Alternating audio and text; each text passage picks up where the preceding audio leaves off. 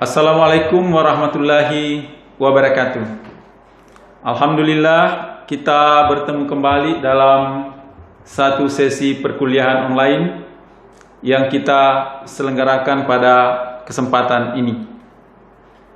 Tentu perkuliahan online ini tidak lebih baik dibanding dengan perkuliahan tatap muka yang kita laksanakan sebelumnya. Tapi ini adalah cara terbaik untuk saat ini, untuk kita beradaptasi dengan situasi di mana pandemi COVID-19 masih menyebar dan tidak memungkinkan kita untuk bertemu dan berjumpa di ruang-ruang kuliah secara langsung dan berinteraksi langsung sebagaimana kuliah-kuliah yang telah kita selenggarakan sebelumnya. Pada kesempatan ini saya akan memberikan pengantar tentang satu topik mata kuliah, yaitu hukum penataan ruang. Karena ini adalah kuliah lanjutan, maka saudara-saudara yang kebetulan menjadi peserta atau memprogram kuliah ini pada semester ini kiranya dapat mengakses kuliah-kuliah terdahulu yang telah saya berikan dan juga telah saya dokumentasikan di channel YouTube ini, Rahmat Bakri Official. Karena apa yang akan kita telaah, apa yang akan kita kaji pada kesempatan ini, itu terkait dengan apa yang pernah saya jelaskan pada pertemuan sebelumnya. Saya akan singgung kembali secara sepintas bahwa pada kuliah yang lalu saya menjelaskan bahwa penataan ruang sebagai satu kajian atau disiplin ilmu di Fakultas Hukum yang diajarkan di kurikulum Fakultas Hukum harus kita senantiasa tautkan dengan landasan konstitusionalnya yang bisa kita temukan dalam pasal-pasal atau ketentuan-ketentuan yang diatur secara langsung dalam Undang-Undang Dasar 1945. Pasal-pasal yang relevan dan menjadi rujukan kita untuk mengkaji tentang penataan ruang ini dapat kita temukan di pasal 1 ayat 1, kemudian di pasal 25A dan pasal 33 ayat 2 Undang-Undang Dasar 1945. Kiranya norma-norma yang terkandung dalam pasal-pasal yang saya sebutkan tadi menjadi tuntutan atau landasan etis terkait dengan aturan-aturan yang lebih teknis ketika kita ingin menjabarkan lebih jauh tentang bagaimana penataan ruang itu diatur oleh konstitusi kita sebagai hukum yang tertinggi. Ketika kita bicara penataan ruang dalam perspektif konstitusi, maka sebetulnya kita mengkaji atau berada di wilayah hukum tata negara. Untuk saat ini kita akan turunkan kajian itu lebih ke bawah lagi. Kita ingin melihat Undang-Undang Nomor 26 Tahun 2007 tentang penataan ruang. Ketika kita memfokuskan atau menurunkan kajian kita dari pasal-pasal yang diatur di dalam konstitusi, kemudian kita coba melihat dan mengkaji ketentuan-ketentuan yang ada di Undang-Undang Nomor 26 Tahun 2007 tentang penataan ruang, maka sebetulnya kita sudah masuk ke wilayah disiplin ilmu hukum administrasi atau hukum administrasi negara.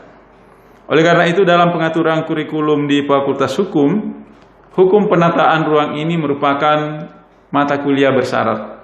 Artinya, mahasiswa yang bisa mengikuti atau memprogram mata kuliah ini adalah mereka yang telah mengikuti atau telah lulus mata kuliah hukum tata negara dan juga telah lulus mata kuliah hukum administrasi negara. Karena agak sulit kita mengkaji atau menelaah apa-apa yang terkandung dalam mata kuliah ini kalau kita tidak punya basic yang cukup atau pemahaman yang memadai tentang aspek-aspek yang berkaitan dengan hukum tata negara maupun hukum administrasi negara. Baik, kita lihat yang menjadi rujukan kita saat ini adalah Undang-Undang Nomor 26 Tahun 2007 tentang penataan ruang.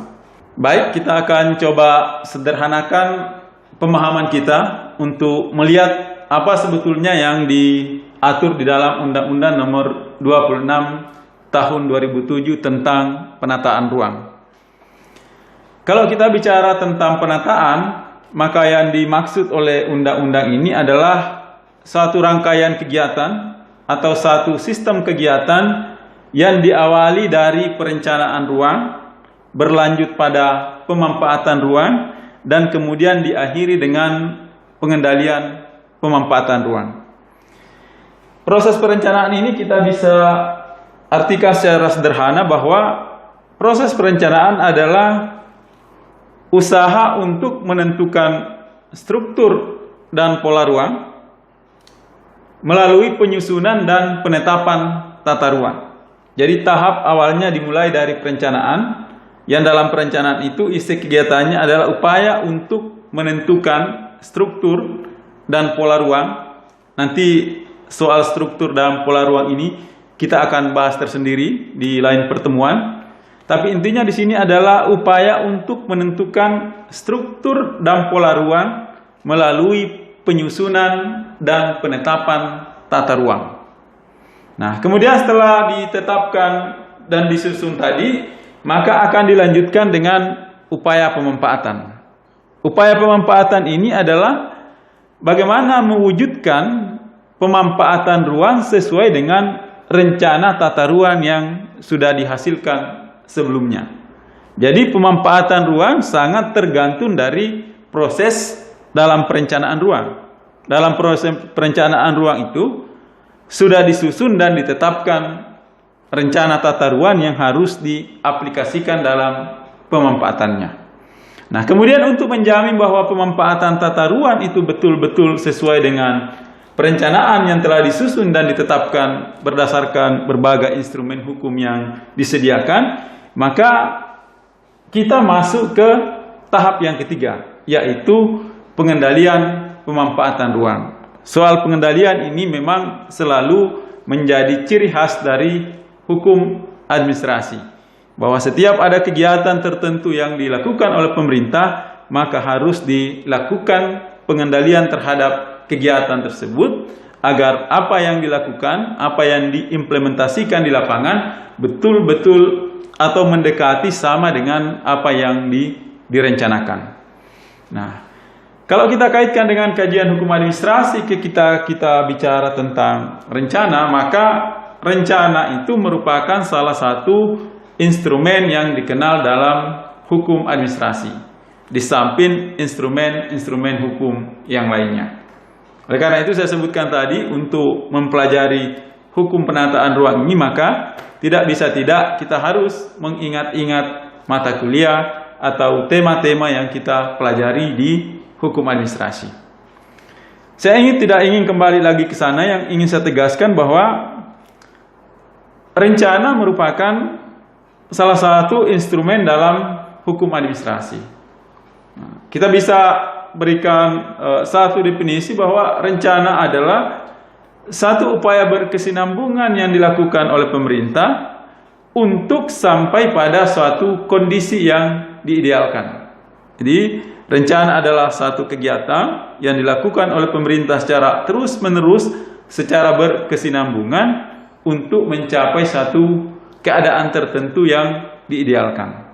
Maka dalam konteks rencana tata ruang, kita bisa imajinasikan bahwa rencana tata ruang itu terkait dengan upaya yang dilakukan oleh pemerintah untuk sedemikian rupa menggunakan instrumen-instrumen yang ada agar ruang yang ada ini, ruang yang tersedia ini, sebagaimana tadi saya singgung di awal, kita lihat di aspek etisnya bahwa ruang itu sebagai wadah sekaligus sebagai sumber daya, maka pemerintah harus merencanakan bahwa ruang sebagai wadah dan ruang sebagai sumber daya itu betul-betul memberikan kemanfaatan bagi masyarakat secara luas, tidak hanya dinikmati oleh kelompok masyarakat tertentu.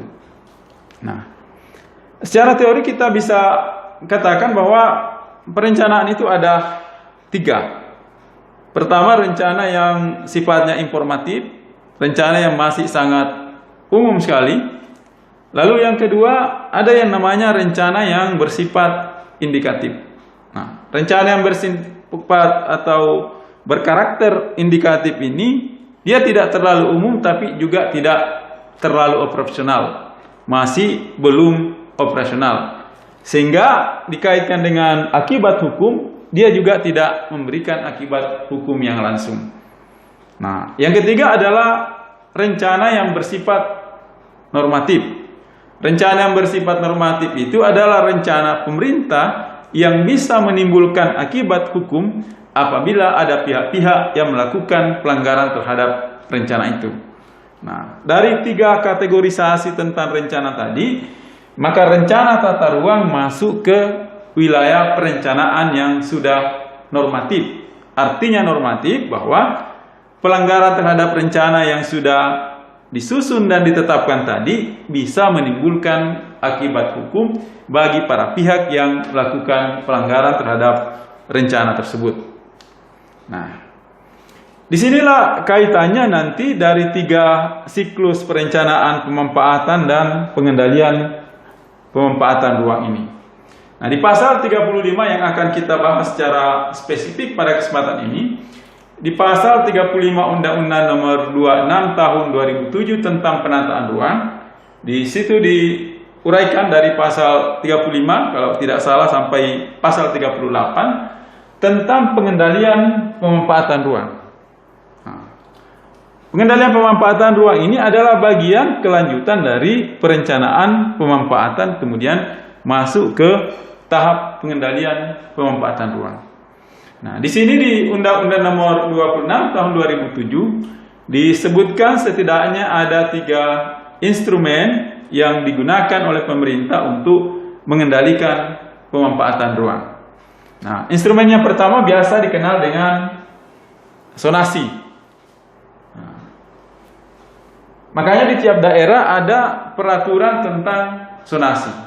Peraturan tentang zonasi ini merujuk pada rencana detail tata ruang. Rencana detail tata ruang yang ditetapkan dengan peraturan daerah. Rencana detail tata ruang ini merupakan operasionalisasi dari rencana rinci tata ruang. Dan rencana rinci tata ruang bersama dengan rencana umum tata ruang merupakan hasil dari proses perencanaan ruang. Jadi kalau kita gambarkan di sini, proses perencanaan ruang menghasilkan tata ruang, kemudian tata ruang itu bisa dipilah menjadi 2, rencana umum tata ruang dan rencana rinci tata ruang.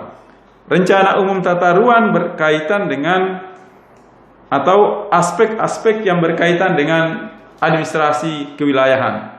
Maka muncul rencana umum tata ruang nasional, rencana tata ruang provinsi, dan rencana tata ruang wilayah kabupaten kota. Karena dia pendekatannya wilayah administrasi. Tapi kalau rencana rinci tata ruang itu lebih pendekatannya pada aspek-aspek strategis yang berkaitan dengan satu kawasan tertentu. Nah, tapi kita tidak akan singgung dulu itu secara spesifik.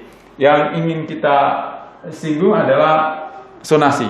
Tapi harus dipahami bahwa untuk sampai pada zonasi ini itu harus ditarik ke atas. Zonasi merupakan implementasi dari rencana tata ruang wilayah yang masih bersifat umum itu. Maka di zonasi inilah ditetapkan wilayah-wilayah tertentu untuk kegiatan tertentu yang disertai pula dengan instrumen pengendaliannya. Bahwa satu kawasan tertentu, satu zona tertentu digunakan untuk kepentingan dan keperluan yang tertentu pula. Dan untuk menegakkan aturan-aturan itu di dalam zonasi dilengkapi dengan sistem yang bersifat pengendalian. Bagaimana dia melakukan pengendalian? Misalnya orang boleh membangun rumah di kawasan yang berdekatan dengan bandara misalnya, bandara udara. Nah, rumah-rumah yang ada di sekitar bandar udara itu ada syarat-syarat atau ada pembatasan-pembatasan tertentu yang diberikan. Dia tidak sama dengan aturan-aturan yang jauh dari bandara itu. Misalnya ketinggian rumahnya harus dibatasi, tidak boleh sama dengan rumah yang ada di wilayah-wilayah yang tidak berdekatan dengan instrumen vital seperti bandara ini. Nah, mungkin pertimbangannya kalau rumahnya terlalu tinggi itu bisa mengganggu aktivitas atau lalu lintas penerbangan yang ada di situ. Nah, intinya di sini pengendalian pemanfaatan ruang adalah zonasi, bahwa satu wilayah tertentu diperuntukkan untuk aktivitas dan kegiatan tertentu, dan untuk memastikan bahwa kegiatan yang ada di situ sesuai dengan peruntukannya, maka dalam zonasi itu dilengkapi dengan sistem pengendalian. Nah, yang kedua adalah bagaimana mengendalikan pemanfaatan ruang ini. Tadi pertama sudah diatur zonasinya, kemudian yang kedua adalah izin. Izin ini merupakan instrumen untuk mengatur bahwa semua aktivitas yang bisa dilakukan oleh warga masyarakat harus atas izin yang dikeluarkan oleh pemerintah atau izin yang dikeluarkan oleh pejabat yang berwenang. Maka di pasal 37 Undang-Undang Nomor 26 Tahun 2007 tentang penataan ruang, di situ disebutkan ada akibat hukum yang bisa timbul dari izin ini. Akibat hukum yang pertama, di situ disebut batal demi hukum. Apa yang batal demi hukum? Yang batal demi hukum adalah kalau ada izin yang dikeluarkan atau diperoleh tidak sesuai dengan prosedur yang benar. Jadi kalau ada izin pemanfaatan ruang, yang izin itu keluar tapi tidak melalui prosedur yang benar, maka izin tersebut batal demi hukum. Kalau batal demi hukum artinya secara hukum administrasi bahwa sesuatu itu dianggap tidak pernah ada. Izin itu dianggap tidak pernah ada. Kenapa dia dianggap tidak pernah ada atau dianggap batal demi hukum, masuk kategori batal demi hukum? Karena memang prosedur untuk memperoleh izin itu tidak benar. Nah, yang kedua masih di pasal 37 ini juga diatur bahwa ada yang akibat hukumnya batal demi hukum, ada yang dibatalkan. Jadi ini di hukum administrasi merupakan dua konsep hukum yang berbeda. Nah, apa yang dibatalkan adalah suatu izin yang dikeluarkan dengan prosedur yang benar, tapi ternyata tidak sesuai dengan peruntukan ruang yang ada, tidak sesuai dengan zonasi yang kita cerita di awal tadi. Bahwa betul bahwa prosedur untuk memperoleh izin itu benar, tetapi tidak sesuai dengan tata ruang atau peruntukan ruang yang ada. Maka terhadap praktik-praktik seperti itu, izinnya dibatalkan. Nah, oleh pihak yang merasa dirugikan dengan pembatalan izin tadi, itu dapat mengajukan tuntutan penggantian yang layak, terhadap instansi pemerintah yang mengeluarkan izin tersebut. Jadi kalau saya dapat memperoleh sebuah izin, saya menempuh prosedur yang benar untuk memperoleh izin itu, ternyata dalam perjalanannya ditemukan bahwa kegiatan yang saya lakukan di suatu wilayah, di suatu tempat, di suatu zona tertentu tidak sesuai dengan peraturan zonasi yang ada, maka izin tersebut dibatalkan. Nah, karena dibatalkan tentu saya menderita kerugian atas pembatalan izin yang saya miliki tadi. Nah, dalam kasus seperti itu dapat diajukan penggantian yang layak terhadap instansi pemerintah yang mengeluarkan izin itu. Nah, ini juga terkait dengan kepastian hukum bagi masyarakat. Karena kalau kita bicara hukum administratif, selalu berkaitan antara hak dan kewajiban yang timbul antara pemerintah dengan masyarakat. Saya sudah menempuh prosedur yang benar untuk memperoleh izin ini, tapi kemudian ternyata ditemukan bahwa izin yang keluar itu tidak sesuai misalnya dengan sistem atau zonasi yang ditentukan. Nah, berarti di sini yang salah kemungkinan adalah ketidakcermatan instansi yang memberi izin tadi. Nah, oleh karena itu pengajuan penggantian kerugian yang layak itu harus diajukan kepada instansi yang mengeluarkan izin itu tadi. Nah, ini saya kira juga perlu menjadi telaah tersendiri, perlu menjadi kajian tersendiri. Apakah yang dimaksud dengan instansi yang akan memberikan ganti kerugian itu tadi? Apakah nanti dibebankan kepada pejabatnya dalam konteks tindakan jabatan, atau dapat juga mungkin dibebankan secara pribadi ke pimpinan atau pejabat yang mengeluarkan izin di satu instansi karena ada ketidakcermatan dan mungkin ada hal-hal lain sehingga izin itu tadi dikeluarkan dengan prosedur yang benar tetapi tidak sesuai dengan peruntukan ruang yang ada. Nah, yang ketiga juga masih ada yang akibat hukum dari izin ini, akibat hukumnya masih dibatalkan. Nah, apa yang bisa dibatalkan lagi? Yaitu izin yang diperoleh melalui prosedur yang benar, tetapi kemudian di dalam perkembangannya terjadi perubahan situasi, terjadi perubahan kondisi di tempat itu sehingga rencana tata ruang tadi juga mengalami penyesuaian atau mengalami revisi. Nah, kalau ini yang terjadi maka izin yang sudah dimiliki oleh warga masyarakat tadi dapat dibatalkan. Jadi bukan langsung batal. Jadi ada 3 konsep di sini. Pertama yang batal demi hukum, yang kedua yang dibatalkan, dan yang ketiga yang dapat dibatalkan. Nah, ini merupakan konsekuensi hukum yang berbeda-beda yang timbul dari proses perizinan itu tadi. Jadi kalau yang batal demi hukum ini adalah izin yang keluar, tapi izin keluar itu tidak sesuai dengan prosedur hukum yang benar. Akibat hukumnya adalah batal demi hukum. Nah, yang dibatalkan ini kalau prosedur yang ditempuh sudah benar, tetapi yang bermasalah adalah bahwa kegiatan yang dilaksanakan itu tidak sesuai dengan zonasi yang ditentukan di atas. Berarti dia dibatalkan. Nah, yang ketiga adalah dapat dibatalkan. Nah, kata dapat dibatalkan ini merupakan kewenangan yang bersifat diskresional. Nah, nanti pejabat yang akan membatalkan ini bisa mempertimbangkan berbagai aspek. Karena dapat dibatalkan, berarti bisa juga tidak dibatalkan. Kenapa seperti ini pengaturannya? Karena memang dalam konteks ini izin yang keluar itu sudah sesuai dengan prosedur yang benar, tetapi kemudian terjadi perubahan rencana tata ruang wilayah karena suatu kondisi dan keadaan tertentu. Nah, sehingga nanti akan ada penilaian di sini bahwa izin tersebut dapat dibatalkan, bisa juga tidak dibatalkan.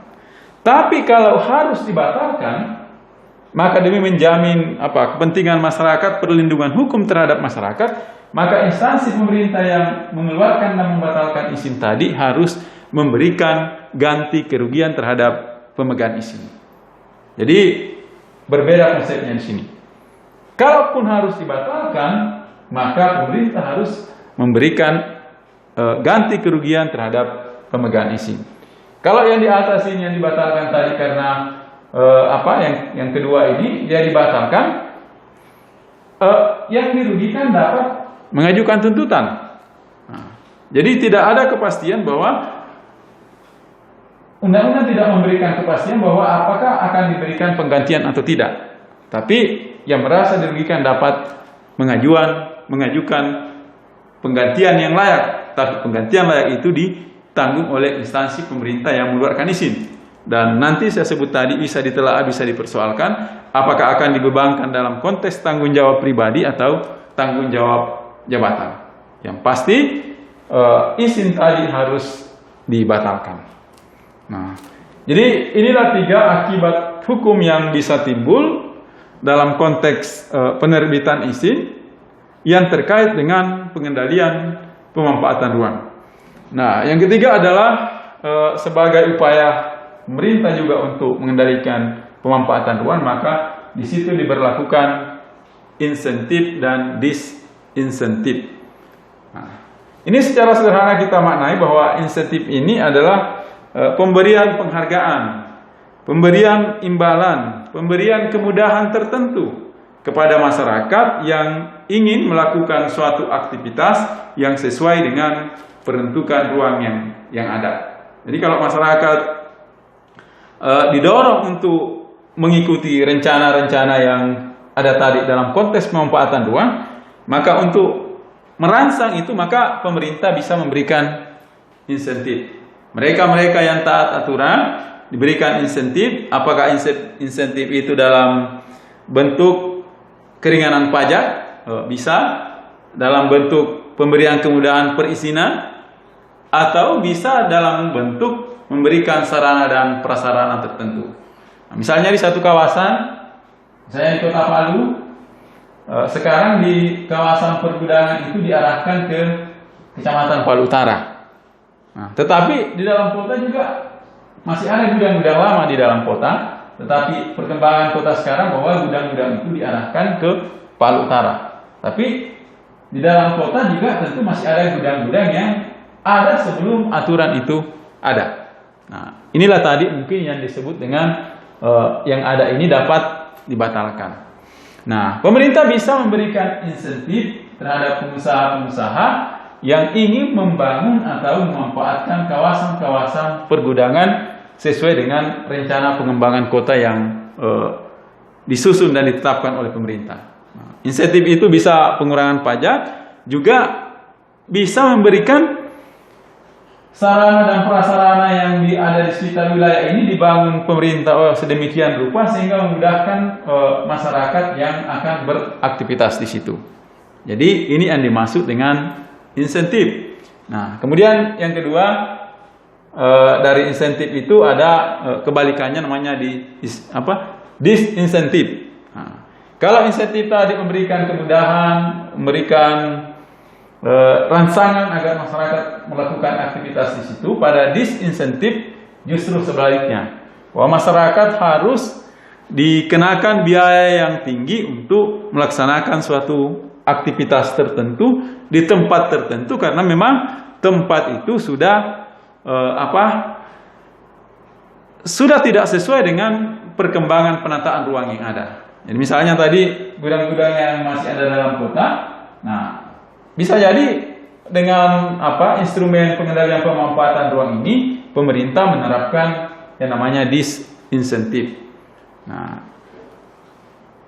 dan kemarin itu sebetulnya sudah dilaksanakan, bahwa di tahun lalu atau 2 tahun lalu ada kebijakan pemerintah kota yang melarang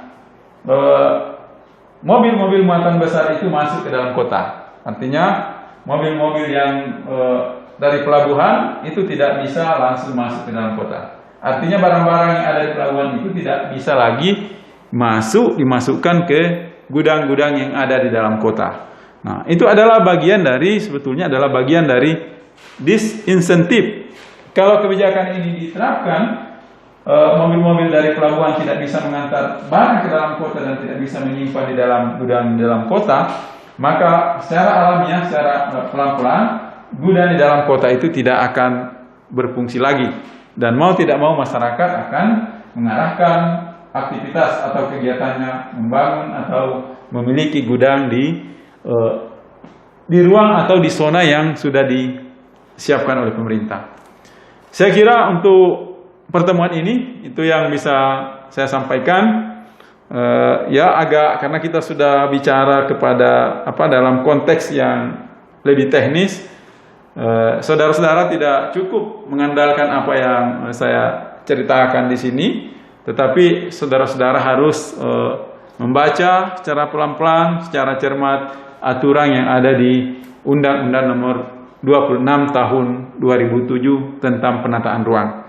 Itu juga tidak cukup, saudara-saudara juga harus bisa mengakses buku-buku yang terkait dengan penataan ruang.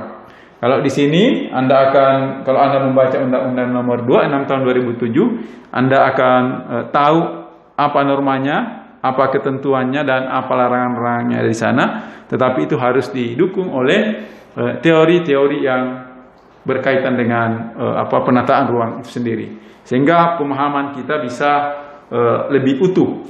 Dan itu juga tidak cukup membaca teorinya, mengerti ketentuan-ketentuan normatif yang ada di undang-undang, itu juga belum cukup, tapi Anda harus membaca banyak informasi baik di media-media terkait dengan situasi dan perkembangan yang ada di kota kita.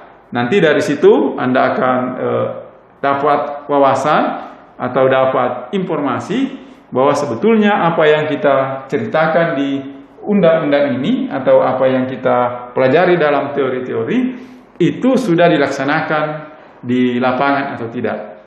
Misalnya yang saya cerita tadi tentang pembatasan mobil-mobil besar yang mengangkut barang-barang dari pelabuhan langsung masuk ke dalam kota Palu. Nah, ini terkait dengan insentif dan disinsentif yang menjadi salah satu instrumen dalam pengendalian pemanfaatan ruang.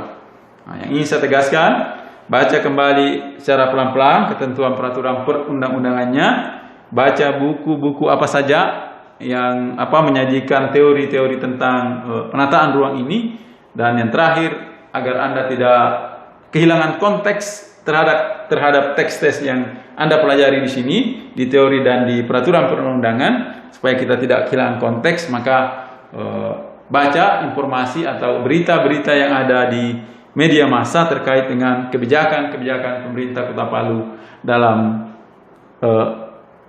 pemanfaatan ruang, perencanaan ruang, dan pengendalian pemanfaatan ruang. Saya kira itu yang bisa saya sampaikan. Assalamualaikum warahmatullahi wabarakatuh.